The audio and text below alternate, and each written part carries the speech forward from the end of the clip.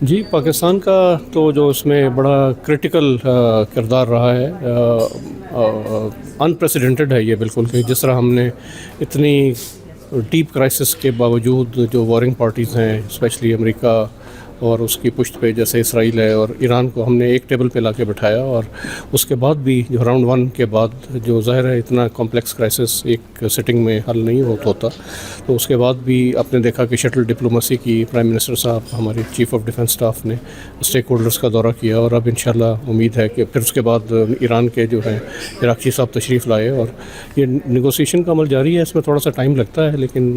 Behind the sons diplomacy کے تحت جو ڈفرینسز ہیں وہ نیرو ڈاؤن کیے جا رہے ہیں۔ اسٹریٹ آف ہارمز پہ جو ایران کے کنٹرول کی بات ہے، جو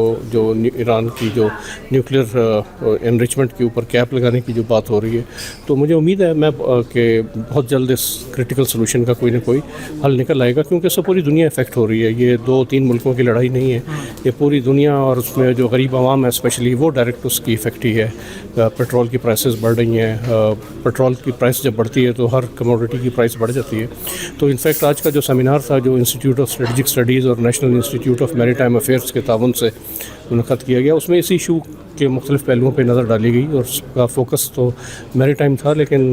جب تک جو پولیٹیکل سلوشن نہیں نکلے گا تو میری ٹائم کا جو سلوشن ہے اسی سے ہی لنکڈ ہے۔ تو سر، یہ جو آپ نے ہرمز کی بندش ہے، اسے جب کھلتا ہے تو دوبارہ چیزوں کی ریکوری میں، چیزیں نیچے آنے میں، پاکستان میں بھی جیسے پیٹرول کی پرائس ہائی ہے، خطے میں ہی ہے، یہ کم ہونے میں کتنا ٹائم لے گا؟ جی، اس میں کچھ کہا نہیں جا سکتا، کیونکہ ابھی دیکھیں کہ سب سے جو وائلڈ کارڈ ایک کویشچن ہے وہ یہ ہے کہ مائن جو نیول مائنز جو بچھائی گئی ہیں ان کی لوکیشن کیا ہے، تعداد کیا ہے، اور کیا ان کو کتنی جلدی ایک 100% ایک سلوشن کے تحت ان کو کلیئر کیا جا سکتا ہے۔ یہ سب سے بڑا وائلڈ کارڈ ہے۔ آلدو ایران نے ایک ڈکلیئرڈ روٹ جو سیف فرام مائنز ہے وہ ان پریکٹس کیا ہوا ہے، لیکن اس وقت امریکہ اس کو ماننے پر تیار نہیں ہے، اور امریکہ کے پیچھے جو ہے ظاہر ہے یورپ ہے اور پوری انٹرنیشنل کمیونٹی ہے، کیونکہ اگر کوئی بھی روٹ کو لیگلائز کیا جاتا ہے تو اس کی امپلیکیشن صرف اسٹریٹ آف ہارمز تک نہیں ہے، اس کا امپیکٹ جو ہے وہ اسٹریٹ آف ملاقہ پہ آئے گا، اور ہر جگہ اس کا ایک ریپل ایفیکٹ آئے گا دنیا میں۔ تو ایک بہت ہی یہ ایک گمبھیر مسئلہ ہے جس کا حل نکالا جائے گا، اور میرا خیال میں اس کے بعد نارملائز ہوتے میں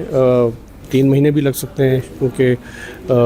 جو اس وقت جو ٹریفک مرچنٹ شپس کی جو گلف کے اندر ہے، جو باہر ہے، وہ پہلے فلو ہوگی، اس کے بعد انشورنس کمپنیز کے ریٹس جو ہیں وہ نیچے آئیں گے، اور کافی ٹائم اس میں لگے گا، اسپیشلی جو آئل کی پرائسز ہیں، جیٹ فیول کی پرائسز ہیں جو اس وقت گئی ہوئی ہیں۔